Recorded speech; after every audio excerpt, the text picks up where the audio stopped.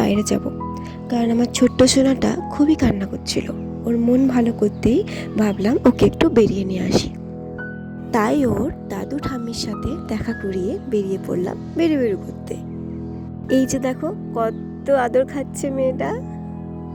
চলো এবার ওকে ঘুরিয়ে নিয়ে আসি। বাড়িতে একঘেয়েমি থাকতে থাকতে যখন ওকে বাইরে নিয়ে আসি ওর খুব আনন্দ হয়।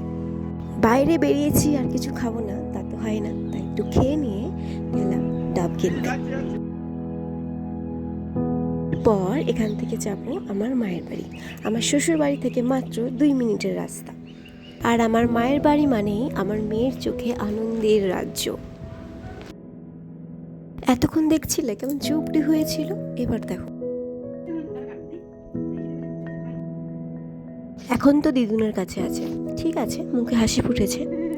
এইবার এসছে দাদু, যার কাছে ও সব আনন্দ লুকিয়ে আছে, যাকে দেখলে মন পুরোপুরি ভালো হয়ে যায়, কাঁদলে চুপ হয়ে হাসতে শুরু করে। জানি না, ছোটোর থেকে ওর দাদুর সাথে এক আলাদাই টান। 1.5-2 মাস থেকেই আমাদের কাছে থাকলেও খুব কান্নাকাটি করলো, দাদুকে পেয়ে গেলেই চুপ হয়ে যায়। জানি না, কি আজব মায়া আজব টান। যাই হোক, ও হাসিটা এমনই দিল যেন কতই না বুঝলো দাদুর কথাগুলো। ঠিক আছে, চলো চলো টুকটুক করে বাড়ি ফেরা যাক। এখানেই ভিডিও শেষ করলাম, টাটা।